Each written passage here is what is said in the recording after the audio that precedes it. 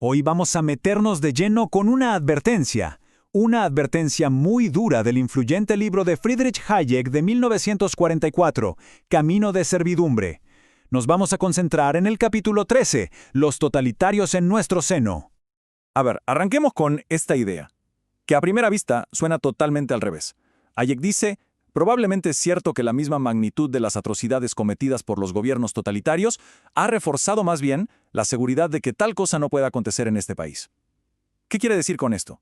Básicamente que los horrores del nazismo y otros regímenes eran tan extremos, tan brutales, que la gente en Gran Bretaña pensaba, eso jamás podría pasar aquí. Y bueno, justo esa confianza, esa falsa sensación de seguridad, era para Hayek el verdadero peligro. Y eso nos lleva a la primera parte, una advertencia impensable, el peligro de la falsa seguridad. Aquí está la clave para entender todo lo demás. Hayek no estaba diciendo que Gran Bretaña iba a amanecer un día convertida en la Alemania nazi, no. Su advertencia era mucho más sutil. Se trataba del camino, del viaje intelectual que había llevado a Alemania hasta ese punto.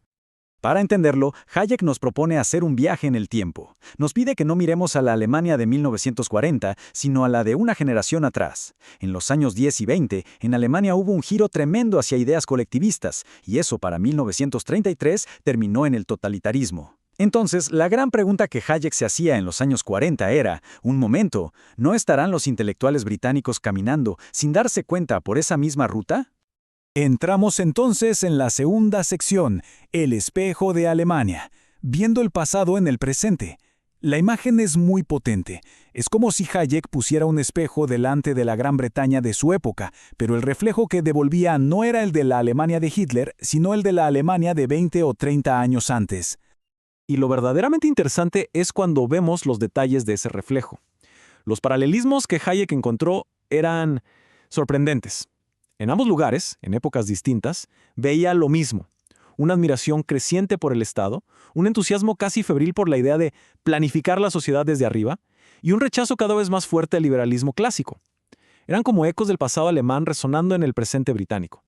Y ojo, que esto no era solo un debate académico, para nada. Hayek estaba viendo un cambio cultural profundísimo. De repente, los principios liberales, que por siglos se habían considerado la médula de la identidad británica, estaban siendo abandonados.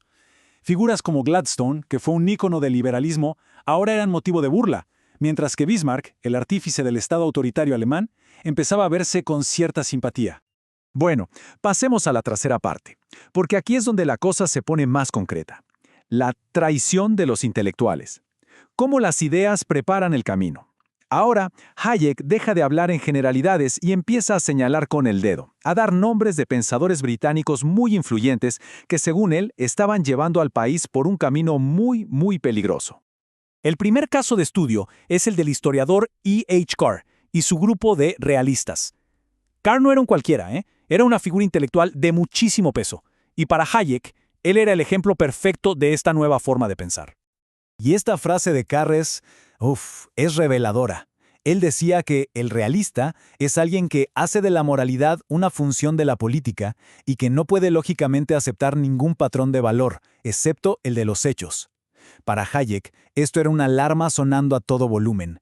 Significaba que ya no había principios, ya no había una idea de justicia o de libertad que estuviera por encima de lo que le conviniera al poder político en ese momento. En resumen, la crítica de Hayek a Carr era esta. Para Carr, todo se reducía a una cuestión de conveniencia. Y esta manera de pensar, según Hayek, borraba las diferencias entre los ideales británicos y las prácticas totalitarias. Llegaba a justificar la propaganda llamando la producción de opinión en masa y, por supuesto, defendía un futuro de planificación centralizada.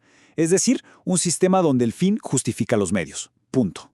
El segundo caso nos lleva a un mundo distinto, el de la ciencia. Hablemos de C.H. Waddington y su idea de una sociedad científica.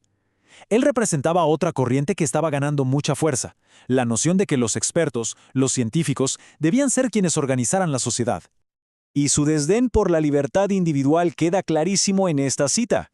Waddington escribió, «La libertad es un concepto cuya discusión resulta muy dificultosa para el hombre de ciencia, en parte porque no está convencido de que, en último análisis, exista tal cosa». Imagínense, para Hayek, construir una sociedad sobre la base de que la libertad quizá ni siquiera existe era empezar con el pie completamente equivocado. La crítica de Hayek a Waddington fue, la verdad, demoledora. Él veía que Waddington estaba promoviendo una sociedad manejada por una élite de expertos. Waddington llegó a decir que los científicos estaban calificados para dirigir un estado totalitario que incluso le parecía mejor que la feroz jaula de monos de la civilización de su tiempo. Para él, la libertad individual no era un valor científico y en cambio el marxismo le parecía una filosofía profundamente científica.